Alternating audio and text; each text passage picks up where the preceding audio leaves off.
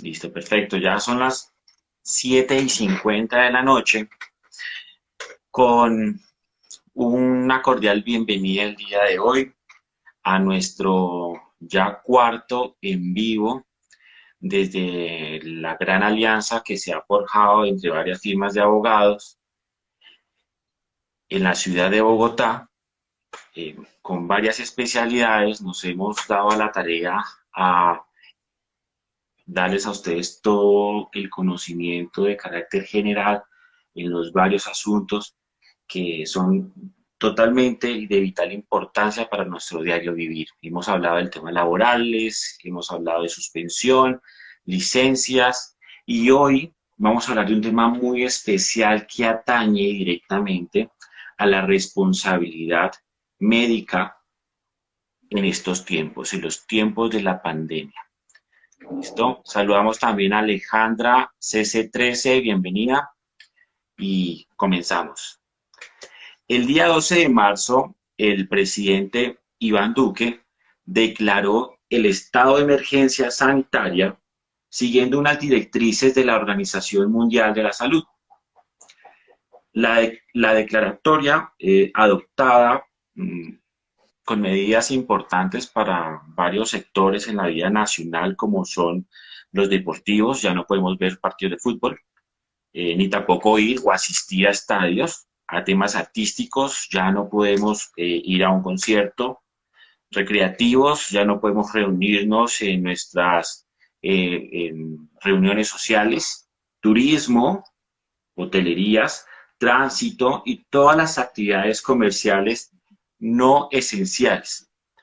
Para ello, se han expedido más de 80 decretos ley alrededor de todo este tiempo, en virtud al estado de excepción como tal lo identificamos en nuestro primer envío.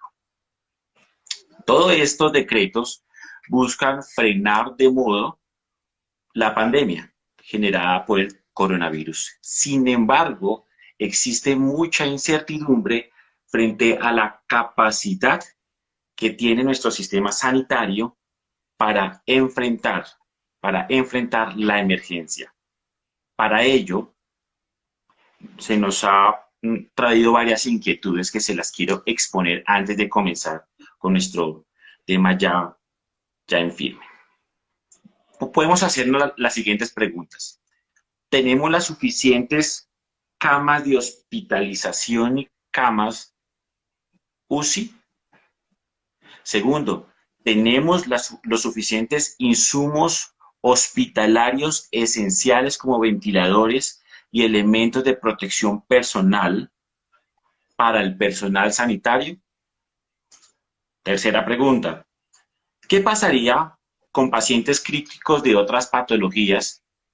¿Están siendo atendidos? ¿Les damos la misma importancia? ¿A quién se le dará atención prioritaria cuando lleguemos al colapso del sistema sanitario en el país? ¿Quién responderá por la falla del servicio médico y por la prestación de todos los servicios de salud en el país? Esas preguntas, personalmente me las hago, y también muchos de ustedes las harán en sus conversatorios, algunos médicos galenos que nos están viendo, algunas personas que están padeciendo alguna u otra enfermedad y algunas personas que al momento de hoy eh, tienen el tema del coronavirus. Y para hablar del tema de la responsabilidad médica en los estados, en el estado, y más que todo ahorita que estamos con la pandemia del coronavirus, nos acompaña muy gentilmente el doctor Ricardo Castaño, es químico farmacéutico, especialista en Derecho Médico, con magíster en Derecho Administrativo. Doctor Castaño, muy buenas noches, bienvenido. Buenas noches, doctor Castro. Un saludo muy especial a usted y a todas las personas que nos acompañan a través de Instagram y muchas gracias por la invitación. Doctor, para comenzar ya con nuestro tema, ¿En qué consiste la responsabilidad médica? Bueno, de manera general hablemos que todos los regímenes de responsabilidad surgen a partir de unos principios muy importantes. Uno de ellos, pues, es el principio que se tiene de no causar daño a otra persona. En este sentido, digamos que una persona es responsable cuando daña a otro, siempre y cuando esa conducta, ese daño se le puede atribuir a esta persona. Para hablar ya concretamente de la responsabilidad médica, debemos entender que existe una dualidad en el acto médico. Por un lado está el profesional de la salud que presta el servicio y de otra parte tenemos al paciente que recibe el servicio. Entonces, tengamos en cuenta entonces que ese médico, que es quien ejecuta esa prestación del servicio, tendrá de alguna manera que responder si por algún tipo de conducta que se le pueda endilgar por impericia, negligencia o imprudencia en su ejercicio profesional, ¿de acuerdo? Y en lo que atañe al paciente, el paciente, aparte de tener el derecho a recibir la atención en salud, pues además él debe asumir el riesgo que va a tener al recibir la prestación médica. De aquí la importancia de los consentimientos médicos informados. Un consentimiento médico informado no es más que aquella deber que tiene el médico de informar a su paciente sobre todos los pros y contras que va a tener esa prestación, ese acto médico como tal, de tal manera que el paciente puede aceptar o puede rechazar el tratamiento médico que se le está ofreciendo en determinado momento. Si bien es cierto que el médico tiene la obligación de salvaguardar, de proteger y de restablecer el estado de salud del paciente, digamos que él no está obligado a curarlo, él está obligado a poner sus mejores medios, toda su experticia para tratar de ayudarlo y prestarle un servicio de manera integral. Es decir, que ese médico tiene una obligación de medio más no una obligación de resultado. Ok, perfecto. Doctor, pues para todas las personas que nos están viendo en este en vivo, en la parte de abajo está desde la cuenta de Welfare Legal el correo electrónico donde pueden hacer sus preguntas. Igualmente estamos muy pendientes de los comentarios, importante eso. Y también estábamos pendientes de nuestro número de WhatsApp 305-367-3975. A la medida que vayamos realizando nuestra conferencia, por favor envíanos sus inquietudes, las vamos a tener muy presentes y ya al finalizar las contestamos. Doctor Castaño, en ese orden de ideas, ¿puede usted ilustrarnos a qué está obligada una institución o un médico cuando se prestan los servicios de salud? Bueno, importantísima pregunta, doctor Castro. En general, todas las obligaciones que se derivan de la prestación de servicios de salud, en general, ¿no? Porque en algunos casos no se da, pero en general todas las obligaciones están enmarcadas dentro de lo que se denominan obligaciones de medio.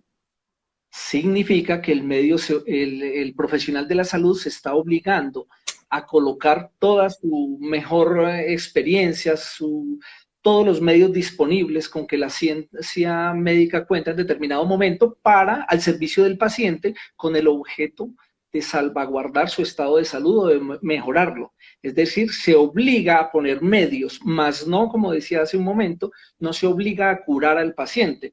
De ser así, la obligación del médico sería una obligación de resultado, como existen otro tipo de obligaciones.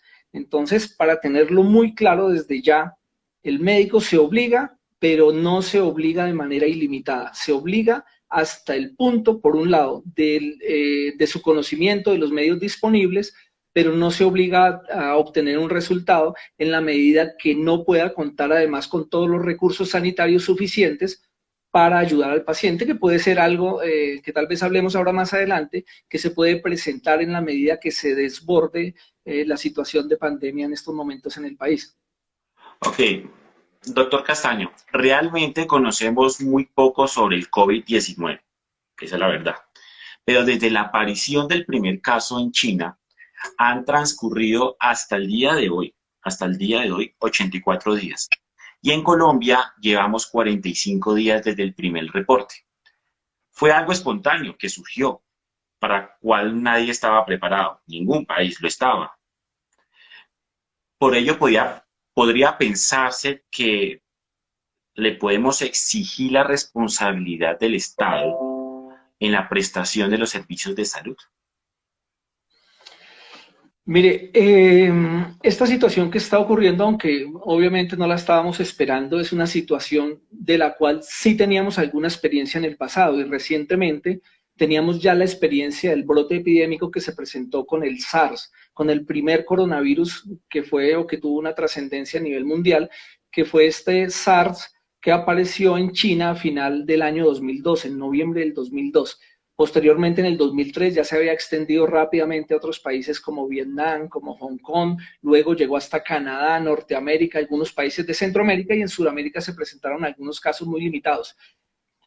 Esa mortalidad del SARS es mucho mayor que la mortalidad que en estos momentos presenta el COVID-19. La mortalidad que estamos hablando del SARS estaba en alrededor del 13 al 18%. Se habla incluso que en algunos países como Canadá esa mortalidad fue tan grande que llegó a esas cifras tan alarmantes. Sin embargo, la mortalidad que hasta el momento ha demostrado el coronavirus actual es una mortalidad que está entre el 4 y el 5% de manera general, porque sabemos que en algunos países como Italia, pues esa mortalidad ronda sobre el 10%.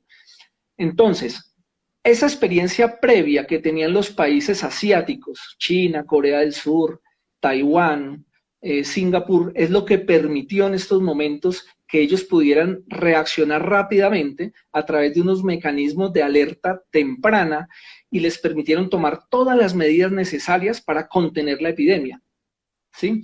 Entonces, usted pregunta, ¿podemos de esta manera, de alguna forma podremos establecer responsabilidad del Estado? Pues a ver, pensemos en lo siguiente. El primer brote de coronavirus, del COVID-19, apareció en China hace 84 días. 4 días. En Colombia, hace 45 días. Yo me pregunto, tuvimos alrededor de 39 o 40 días antes de que apareciera el primer caso en Colombia. ¿Por qué el gobierno, conocedor a través de la Organización Mundial de la Salud, de la alerta temprana que se generó, no ha tomado todas las medidas suficientes? O me pregunto, ¿ya las estamos tomando? Es decir, estamos en este momento en una situación que nos permite estar tranquilos en el sentido de que no se van a desbordar los servicios de salud, que vamos a contar con todos los recursos sanitarios necesarios para atender a nuestros pacientes sin descuidar a otros pacientes que en estos momentos también deben y necesitan atención médica para otras patologías comunes como cáncer, diabetes, qué sé yo, otro tipo de patologías. Entonces, insisto, en la medida que nosotros podamos establecer una responsabilidad del Estado, una responsabilidad de una EPS, de una IPS, de un profesional, por no haber acogido las directivas de la Organización Mundial de la Salud hace 84 días, pues en esa misma medida podríamos pensar que estarían estos sujetos inmersos en una posible responsabilidad de tipo médica o responsabilidad del Estado por falla en la prestación de los servicios médicos de salud. Podemos decir, doctor, que en una situación excepcional como la pandemia del coronavirus, la pregunta sería, ¿podría generar un incremento de demandas contra las IPS y hospitales que no puedan suministrar la atención adecuada para los pacientes que lo padecen?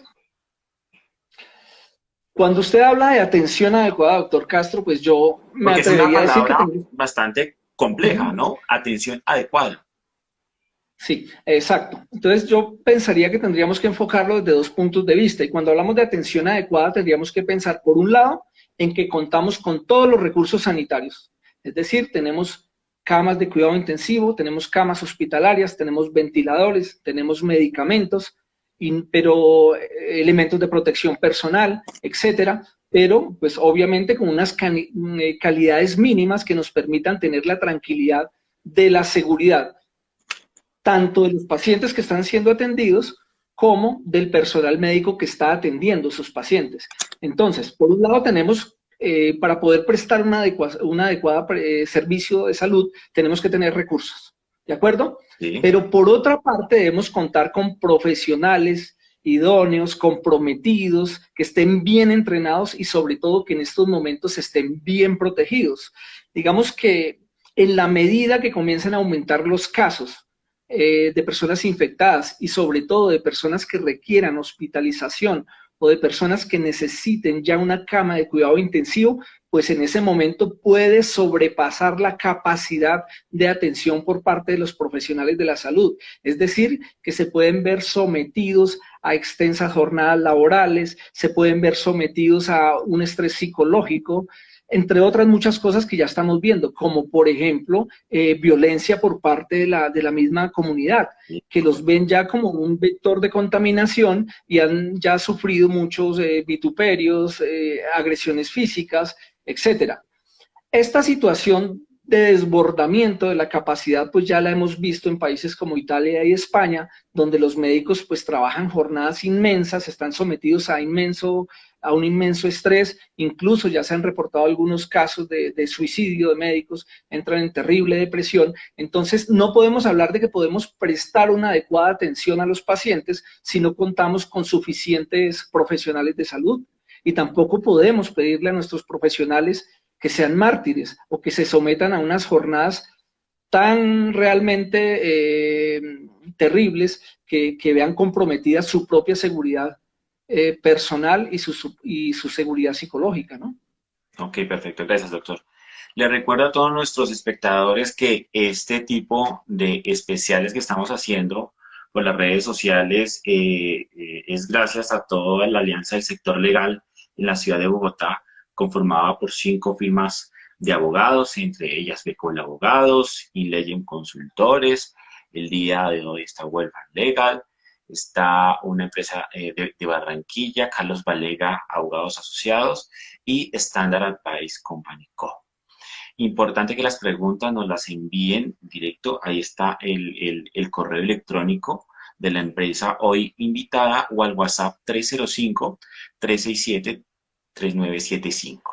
Doctor, esperamos que la situación no llegue a niveles que desborden nuestra capacidad hospitalaria.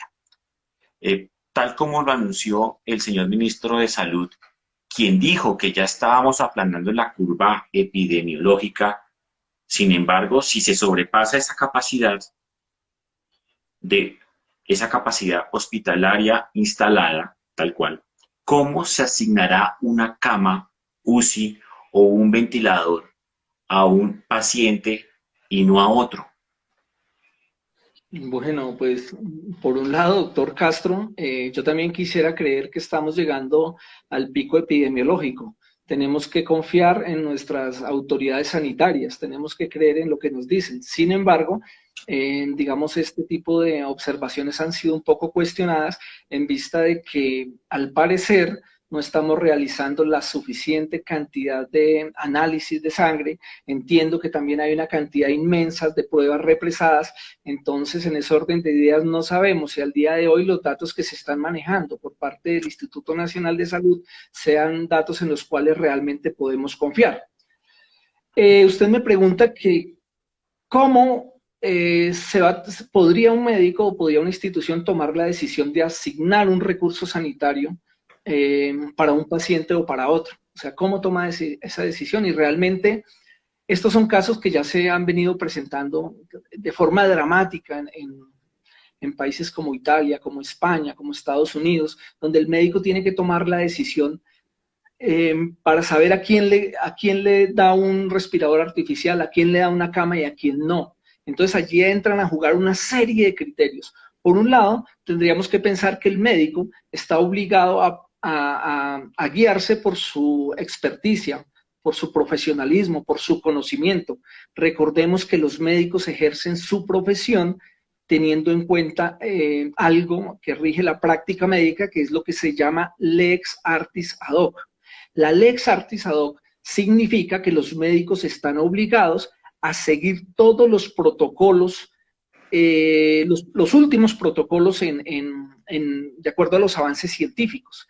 Es decir, el médico no puede actuar a su libre albedrío, tomar decisiones que no estén atadas a unos protocolos preexistentes y a la sana crítica que se maneja ya dentro del ámbito profesional.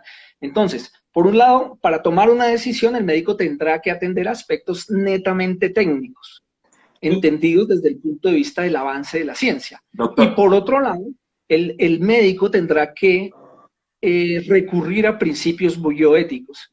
Y digamos, él, para solucionar estas situaciones tan dilemáticas, también puede apoyarse en los comités de bioética que existen al interior de cada institución. Los comités de bioética tienen una serie de directrices, allá hay una serie de expertos en la materia, de tal manera que van a ayudar a orientar una decisión tan dilemática. Ahora bien, la pregunta también que surgiría es, ¿en qué momento o si realmente hay el tiempo suficiente para poder acudir a un comité de bioética y pedirle o consultarle o decirle, mire, estoy en esta situación, ¿qué hago? Tal vez en una situación de urgencia como la que estamos viviendo no haya tiempo para eso. Entonces, tendríamos que esperar que nuestros médicos, sin lugar a dudas, como lo sabemos, están muy bien preparados, muy bien formados para tomar una decisión en un caso determinado. Esos que definitivamente son casos dilemáticos que no tienen una solución que vaya a satisfacer a todo el mundo. Simplemente es una decisión que hay que tomar. En el momento que haya ya todo el sistema sanitario a punto de colapsar y llegase dos personas que adquirieron, porque muchas personas están diciendo que son infectados, pero no, debemos cambiar ese modo de decirlos, adquirieron el virus. ¿Quién es el responsable de decidir, usted ingresa a la UCI y usted no, si solamente hay una? Sí, como le explicaba, pues son decisiones dilemáticas que son muy difíciles de Bastante tomar. difícil. Claro, entonces habrá que atender al caso específico, a la condición específica de ese paciente o de los dos pacientes frente a los cuales se debe tomar una decisión.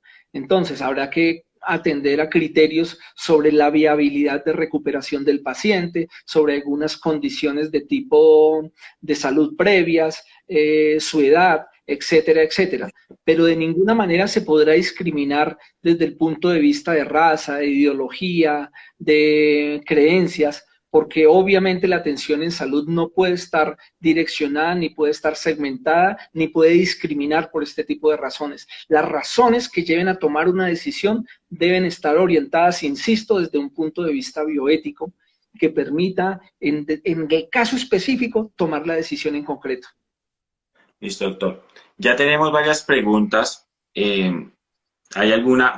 Voy a dar las preguntas relacionadas con el punto. Me dice Alejandra RACC, estoy mirando acá las preguntas. Puede que los datos sean reales, mas no actualizados. No, sí, de acuerdo. O sea, tal vez sí, aclaremos la situación. El dato, no estamos diciendo que el dato que esté dando en este momento el Instituto Nacional de Salud no sea un dato cierto. Es un dato cierto, pero tal vez es un dato que corresponde a hace 8 días atrás. Exacto. 8 días atrás.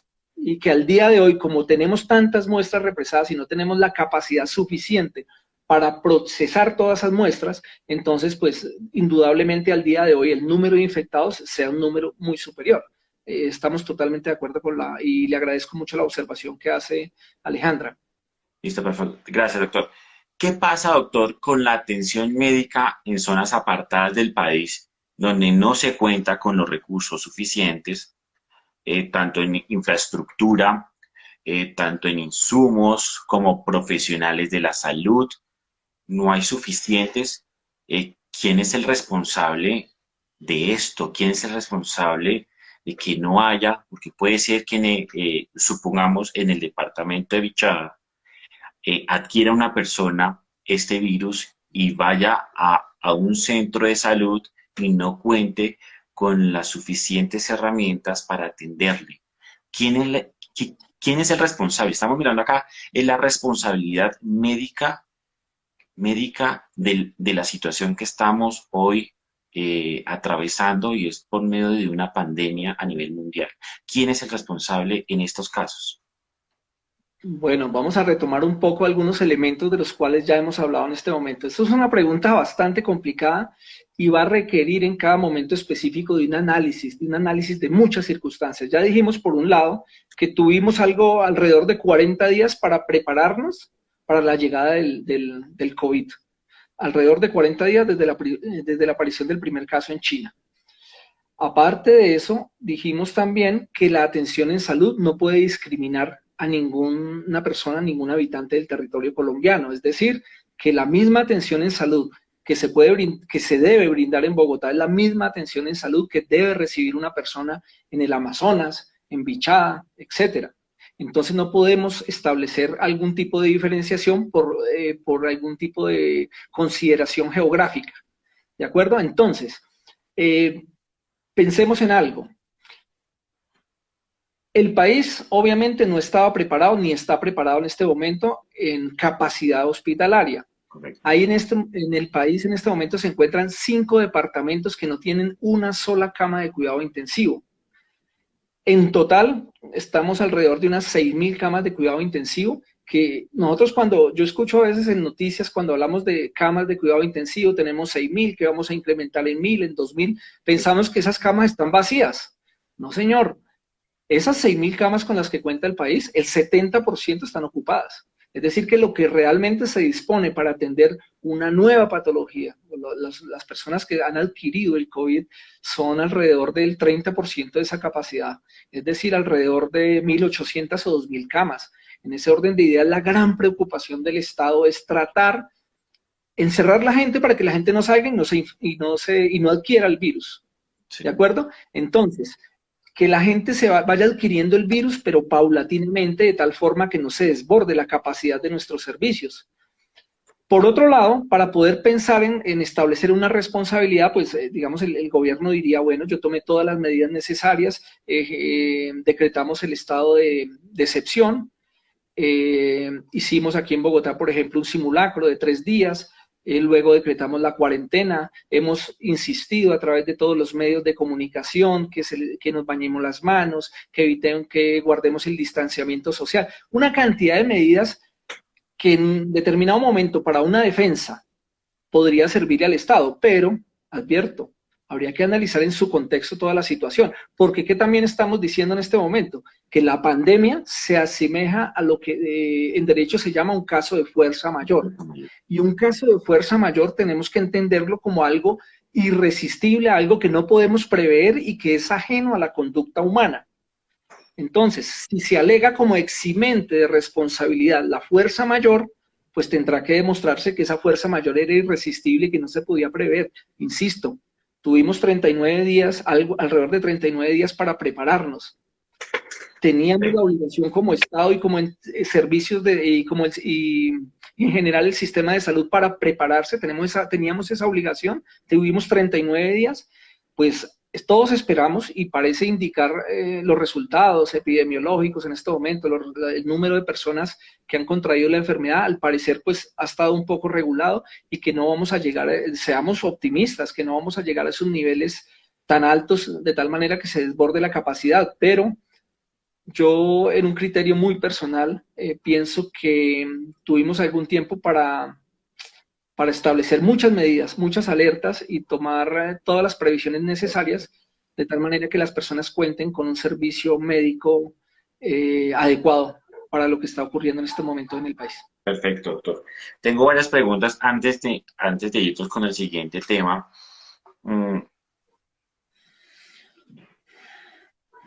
Puede ser, no, acá, es que la voy a colocar en orden, de Julio Cerquera 15.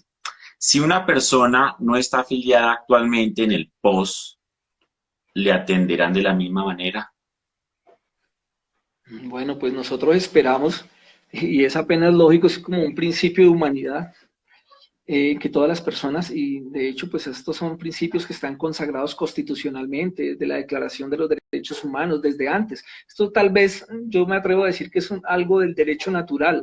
Todas las personas, por el simple hecho de pertenecer a la raza humana, tenemos los mismos derechos frente a la atención médica en salud. Y ante una situación tan catastrófica como es esta pandemia y una situación en la cual se requiere atención prioritaria de urgencias, todas las personas deberían de ser atendidas de la misma manera, pero todos sabemos que una cosa es el ser y otra cosa es el deber ser. Esperemos que no se presenten casos que generen pues gran impacto para la opinión pública y que vayan a menoscabar la imagen de ciertas instituciones, en el sentido de que no presten los servicios médicos de la misma manera a todos los usuarios que en estos momentos lo necesitan. Vale la pena insistir en algo, doctor Castro, y es que si yo tengo medicina prepagada, tengo EPS, soy del régimen subsidiado, o simplemente no tengo ningún tipo de afiliación, de todas maneras la urgencia en Colombia es un derecho, la atención en urgencia es un derecho constitucional que se le debe brindar a cualquier persona que habite, colombiano o no colombiano, que habite dentro del territorio nacional. Esa pregunta me lleva a tomar un ejemplo.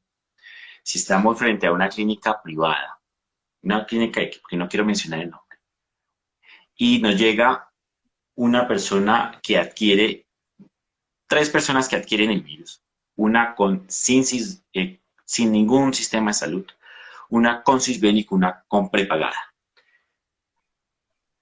La atención va a ser la misma. Bueno, pues tal vez yo no sea la persona indicada para responder eso, porque solamente estaríamos hablando desde la De especulación. la Pues yo especulación, insisto, pero eso puede pasar, yo, y más claro, en lo que, claro. en todos los acontecimientos que se nos han presentado en el país, ya que, Yo pues, estoy, mire, doctor Castro, yo estoy plenamente seguro de la ética y el profesionalismo del personal médico y de todo el personal sanitario que en estos momentos están en la primera línea en la primera línea de atención a los pacientes con COVID-19.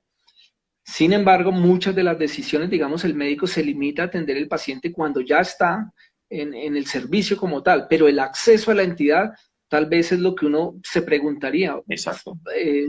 Ciertas instituciones van a permitir que entre un paciente que ha adquirido el COVID, igual que si entra un paciente de otra característica o otro estrato social, pues son preguntas que definitivamente esperemos que este tipo de situaciones no No estén sé. sucediendo o que no vayan a pasar, porque sería muy triste y lamentable que discriminemos por razones, insisto, de estrato social, por razones de sexo, por razones de orientación ideológica, etcétera. O sea, no puede existir ese tipo de discriminación. Recordemos que en Colombia todas las personas, de acuerdo al artículo 13 constitucional, gozamos de ese derecho a la igualdad.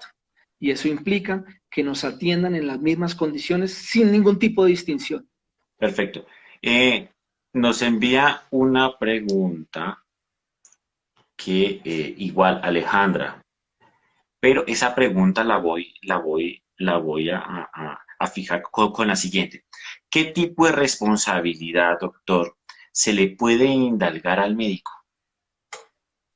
Bueno, pues las responsabilidades, pues primero para que se le puedan delegar responsabilidad profesional a un médico o a otro profesional de la salud, pues tiene que determinarse que es culpable. Tiene que ser que ha desplegado una conducta de tal manera que ha generado un daño y que exista un nexo de causalidad entre el daño y la conducta. ¿Sí? Palabras más, palabras menos, es para que yo pueda decir que un profesional de la salud es responsable por algo, pues tuvo que haber hecho algo que genere un daño y que ese algo que hizo, pues, y que generó el daño, pues que esté perfectamente relacionado. Entonces, tendré que demostrar para endilgar responsabilidad o que el médico actuó de manera negligente, imprudente o de manera imperita, es decir, sin el suficiente conocimiento. Y el médico, para salvarse o para defenderse, deberá demostrar que actuó de tal manera que su conducta fue negligente, que no fue negligente, perdón, que fue lo suficientemente profesional en la prestación del servicio. Entonces, ¿qué responsabilidades en caso de salir culpable un médico se le pueden endilgar? Muchas, depende de la situación particular también. Con un solo acto médico, un médico podría verse conminado a soportar, por ejemplo, una investigación penal, una investigación, someterse a una sanción administrativa, podrían investigarlo desde el punto de vista disciplinario, podría tener repercusiones en su relación laboral, también podría, desde el punto de vista deontológico, podría estar sometido a una investigación ético-profesional, por ejemplo, en el caso de los médicos, a través de los tribunales de ética médica. Okay. Entonces, como vemos, la responsabilidad que se le podría endilgar a un profesional, pues abarca diferentes jurisdicciones, diferentes aspectos, pero depende de cada médico en particular, porque si no es un médico que trabaje dentro del sistema, dentro del Estado, pues no se le puede hacer una investigación disciplinaria, porque las investigaciones disciplinarias solamente se hacen frente a servidores públicos Bueno, o particulares que presten funciones o que tengan funciones públicas. Pero pues no doctor, entremos en esos detalles. ok, perfecto. ¿Qué pasaría con con las enfermeras? Porque detrás del médico vienen varios profesionales que apoyan la recuperación, la ayuda al paciente. ¿Qué pasa con las enfermeras, con los técnicos, con los ingenieros biomédicos, con los especialistas? Igual, se extiende la responsabilidad en caso de lo que nos acabo de decir, de complementar. Indudablemente, indudablemente, la prestación del servicio de salud se da a través de diferentes profesionales y cada uno de ellos va a responder en la medida en que su actividad pues, pueda ser, o en la medida que esa persona sea el garante de esa actividad, que sea la persona que tenía que garantizar que se prestó el servicio médico de forma adecuada. Sin embargo, generalmente cuando ocurren daños a un paciente, en una eventual acción legal, pues entran a demandarse tanto las enfermeras, o sea, todos los que estén implicados allí y que hayan tenido contacto con esa situación particular. Entonces se puede demandar a la enfermera, al médico, a la institución, a la EPS, al Estado, etcétera, a la cadena de personas que estén implicados, porque en últimas la responsabilidad, entre comillas, puede ser de todos. Lo que pasa es que esa responsabilidad podría dividirse, por decirlo de alguna forma. No sé si técnicamente sea lo más adecuado decirlo de esa manera, pero yo respondo por lo que hice y a lo cual yo estaba obligado en determinado momento a hacer. Una enfermera, indudablemente, para aclararle a Alejandra, pues es sujeta, puede estar sujeta a una investigación por responsabilidad profesional, indudablemente. Ok, También en esas áreas de lo que digo, o sea, podría ser investigada penalmente, disciplinariamente, administrativamente y desde el punto de vista ético, ¿no? ok, doctor. Vamos con la siguiente pregunta antes de pasar a nuestro siguiente tema. RD Castillo, ¿qué tipo de responsabilidad? No es que acá no me la deja ver completa. Vamos a otra pregunta. Es que acá no me la deja ver completas. Por favor, si tienen preguntas, recuerden directamente al WhatsApp 305-367-3975. Le agradezco, doctor, si usted en las conversaciones, en los comentarios, hay alguna pregunta relacionada con el tema, que vi que RS Castillo realizó una pregunta, pero como estoy acá directamente colocando el Instagram, la copia, en el PC, no me deja verla Sí, completamente. sí. Entonces, Dice RD Castillos, dice, ¿puede ser responsable el Estado por una inadecuada atención médica de una IPS? Indudablemente, probablemente. indudablemente. El Estado es responsable, indudablemente, entonces uno puede acudir en lo que se llama una acción de reparación directa cuando considero que hay una falla en la prestación del servicio, que es de manera técnica la forma en cómo se define ese tipo de régimen de responsabilidad cuando se habla de prestación de servicios médicos asistenciales. Falla en el servicio médico y acudo en acción de reparación directa contra el Estado.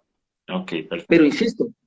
insisto, voy contra el Estado, pero ahí debajo pueden haber muchos otros Muchos otros demandados, ¿no? mandados. Pueden estar la EPS, la IPS, puede estar también implicado el mismo médico, la enfermera, etcétera. Todas las personas que hayan tenido relación.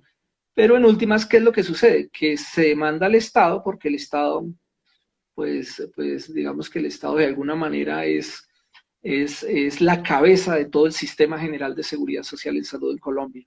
Ok, doctor.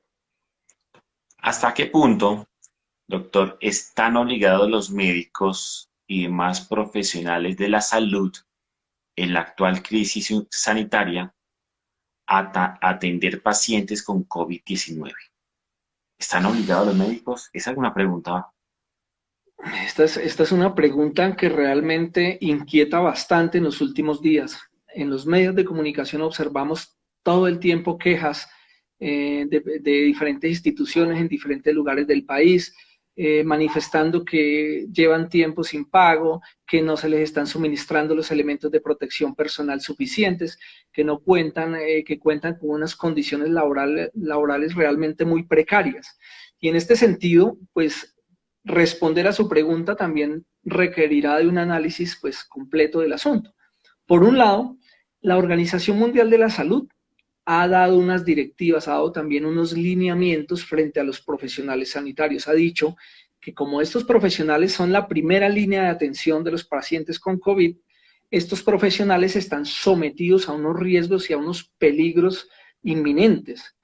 Están sometidos, por un lado, a contaminarse, están sometidos, de otra parte, a sufrir cansancio, fatiga, estrés psicológico, y como ya vimos, están obligados a soportar las injurias de la misma sociedad.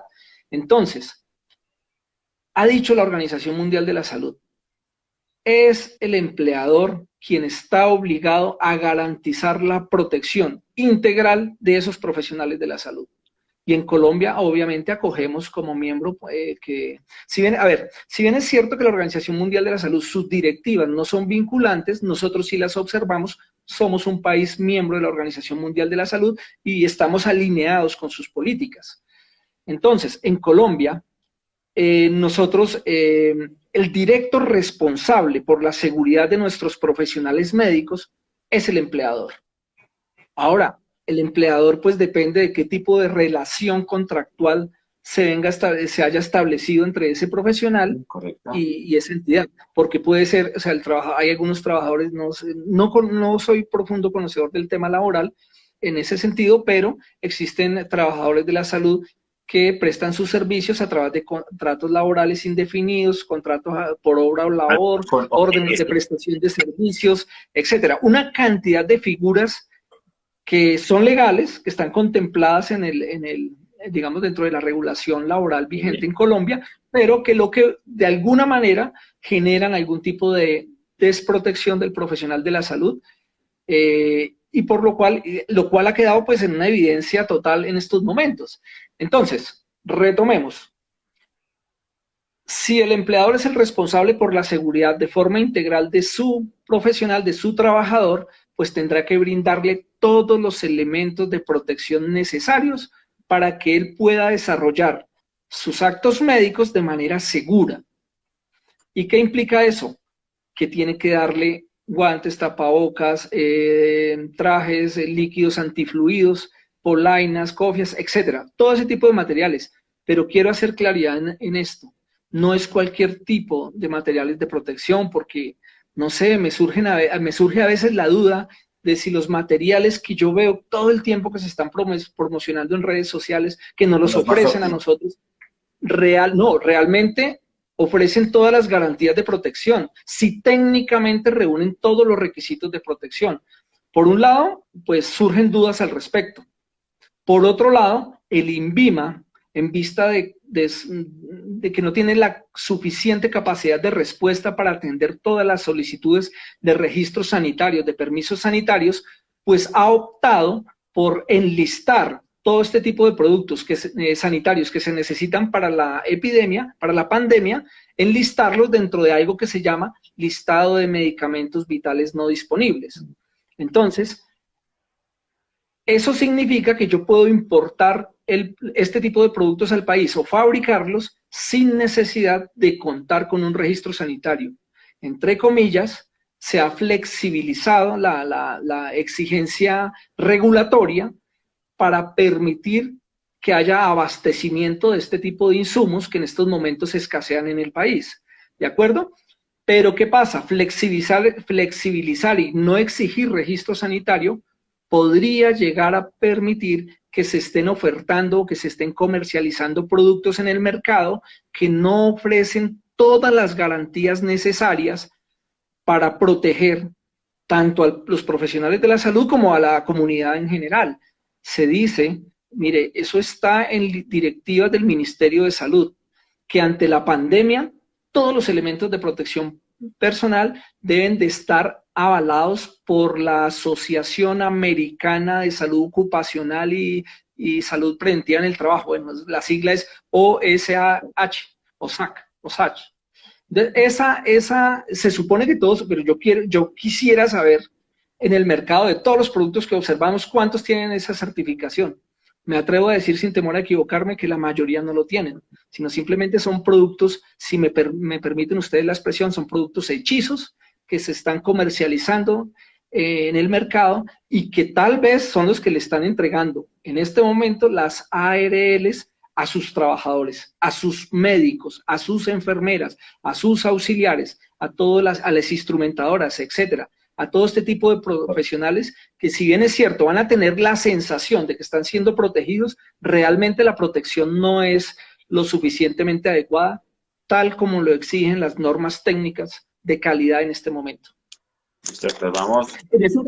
Perdóname, doctor Castro, pero entonces en ese orden de ideas, en un concepto personal, no podríamos decirle o pedirle al médico que preste un servicio o que cumpla sus funciones si no se le ofrece todas las garantías suficientes. Entonces, el médico puede no prestar. O sea, no es que venga y preste el servicio en cualquier condición. Él podría decir, no realizo mi trabajo, porque es que no le podemos pedir a nuestros médicos, doctor Castro, que sean mártires. No les podemos pedir a nuestras enfermeras, a nuestros auxiliares, que sacrifiquen su vida, incluso la de sus familias, si no tienen toda la protección necesaria. Y esa protección incluso incluye protección física para que no sean agredidos por la misma sociedad, que tristemente, pues hago un llamado, si me lo permite, doctor, a través de este medio, a que seamos solidarios y que protejamos a nuestros profesionales de la salud.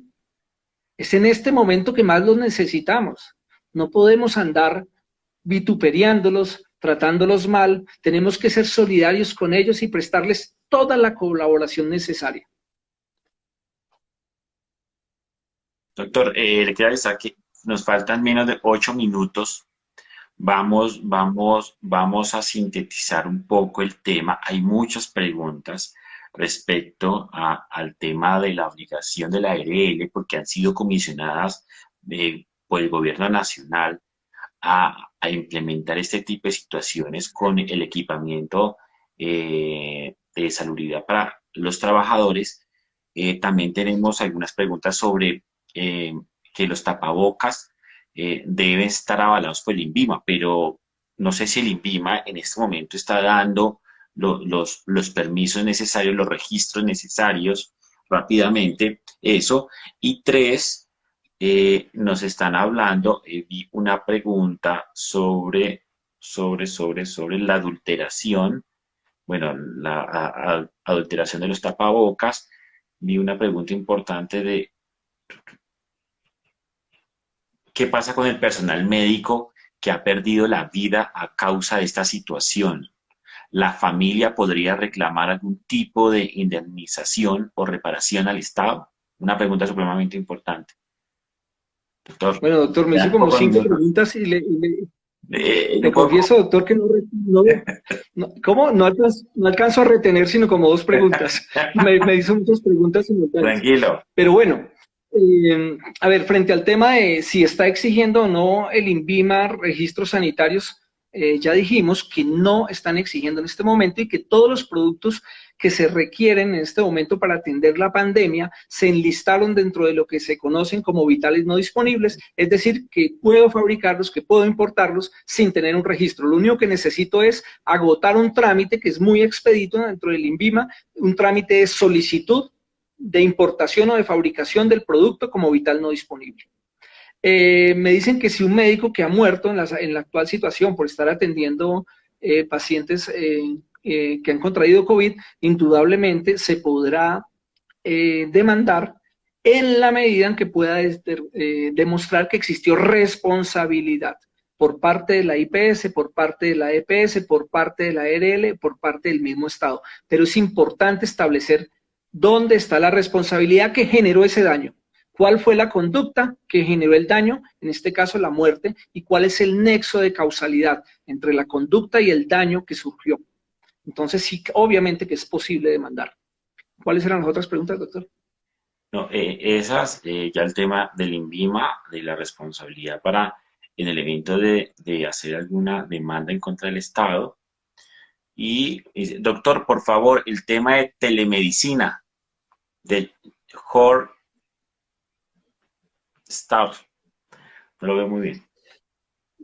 Bueno, no sé el tema de telemedicina exactamente a qué se refiere, pero tenemos una norma muy reciente del año 2019 donde se regula toda la actividad de la prestación del servicio en salud por telemedicina. Indudablemente, en el caso de la pandemia, que es el caso que nos ocupa en este momento, pues difícilmente pudiera atender un paciente en estado crítico a través de telemedicina. Sin embargo, sí a través de telemedicina podríamos en este momento dar orientaciones a los pacientes, podríamos darles recomendaciones, pero obviamente, previniendo cualquier tipo de responsabilidad, siempre la sugerencia va a ser que podamos asistir, porque no conocemos nada del COVID, no conocemos muchas cosas del COVID, entonces la recomendación siempre va a ser, esté en su casa si los síntomas persisten, si sufre, si está teniendo problemas de apnea, etcétera, si dificultad respiratoria, pues vaya a un centro de salud, porque pues muy Doctor, difícilmente a través de telemedicina se puede hacer algo y máxime cuando no hay en este momento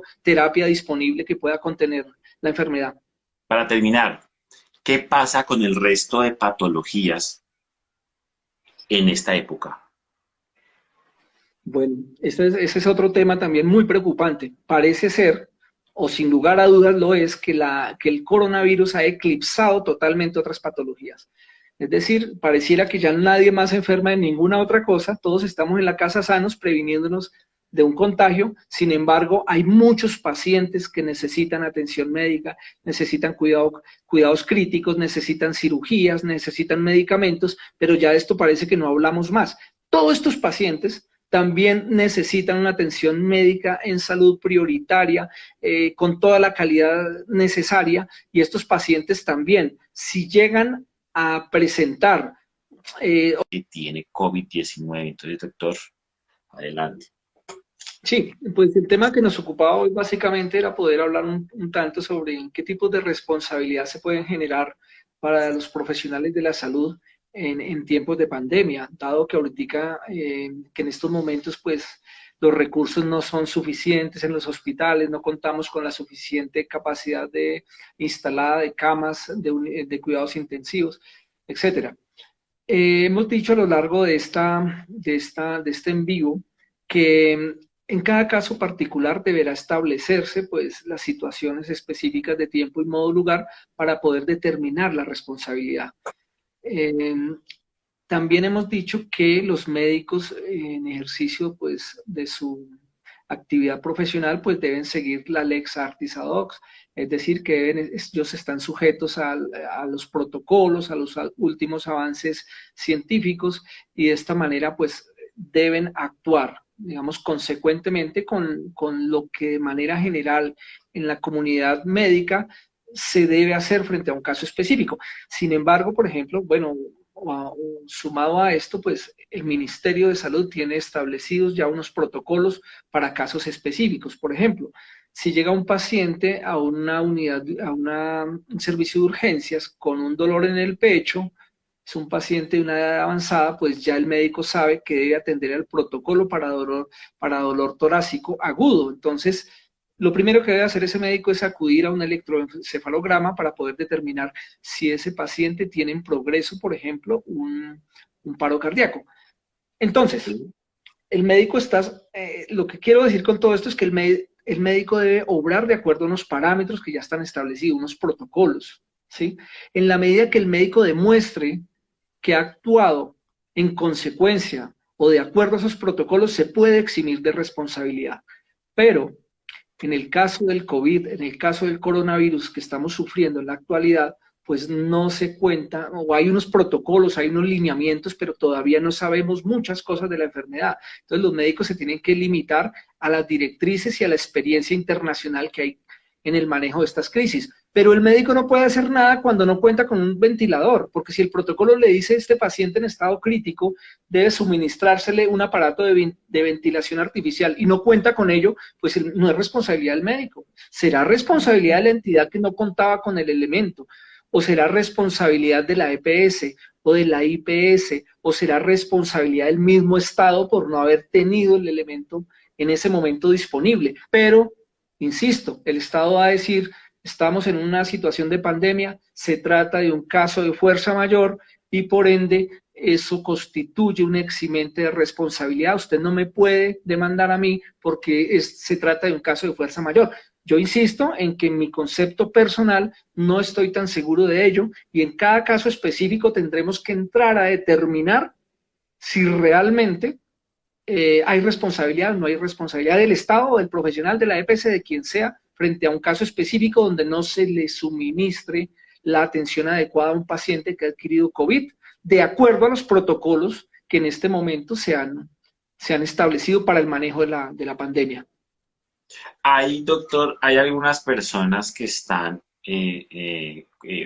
protegidas constitucionalmente con unas patologías bastante complejas y en el momento en que llegue, vamos a retomar ese pedazo, en el momento en que llegue a necesitar una UCI y frente a una persona que sea diagnosticada y que esté en unos problemas de salud pues bastante complejos, ahí cómo se podría detener el tema, porque es bastante complejo. Sí, usted se refiere a algo muy importante también, doctor Castro, y es que constitucionalmente algunas personas, pues, digamos que se deben atender con prelación frente a otros pacientes. Un ejemplo, los niños, los ancianos gozan de protección especial por parte del Estado mismo. Entonces, por decirlo de alguna forma, están de primeritos en la lista de espera, por decirlo de alguna manera. Entonces, cuando se trata de niños, de ancianos, ellos se atienden de manera prioritaria. También cuando se trata de pacientes que sufren enfermedades huérfanas, enfermedades llamadas catastróficas, estos pacientes también gozan de protección especial por parte del Estado. También las mujeres. Entonces, aquí hay una serie de derechos que se han venido reconociendo a lo largo de los años y que en determinado momento pueden entrar a chocar y para el cual el médico debe estar preparado en una circunstancia específica para tomar una decisión. ¿Qué hago si es un niño? ¿Qué hago si es una persona adulta? ¿Qué hago si es una persona de la tercera edad? ¿Qué hago? ¿Qué hago si se trata de una persona que además de haber adquirido el COVID-19, además tiene un cáncer? Si tiene un cáncer, ¿a quién atiendo? O sea, son una serie de cosas que en su momento, insisto, se deberán ponderar. Deberemos establecer una ponderación de la situación específica, de principios, de situaciones bioéticas, para poder entrar a tomar una decisión específica. Ok, doctor, gracias por todas las personas que se volvieron a conectar. Les damos la bienvenida. Estábamos alcanzando ya por lo menos a los 30, llegamos al pico de los 30. Vi un número más de 30 y les agradecemos que estén conectados. Este es nuestro cuarto en vivo. Cambiamos un poco de tema, vamos a ver con algunos conceptos muy importantes ya la próxima semana y les agradezco. Recuerden que cualquier pregunta, cualquier tema que se les presente directamente en los contactos de Welfare Legal, ahí están todos los números, correo electrónico, síganlo por favor, inviten además si eres médico, profesional, enfermero, auxiliar, ingeniero, si eres cualquier profesión que requiera, porque podamos requerir o podamos simplemente decirle a otra persona que lo requiera de un abogado especialista en derecho médico como lo es el doctor Ricardo Castaño, también en derecho administrativo, por favor, no olviden contactarnos. Estos especiales son gracias a una alianza que estamos haciendo del sector legal en la ciudad de Bogotá. Y ya, doctor, para terminar, eh, unas recomendaciones, doctor, que usted nos pueda brindar frente a todo lo que está pasando en temas de salubridad y en temas de asegurabilidad para los pacientes. Yo creo que sin lugar a dudas, doctor Castro, los colombianos podemos estar tranquilos, podemos estar seguros de que contamos con profesionales en el área de la salud lo suficientemente idóneos para atender la situación de pandemia. Sin embargo, pues el problema es tal vez el número de profesionales con los que cuenta el sistema de salud. Pero desde la perspectiva del profesionalismo podemos estar tranquilos en ese sentido.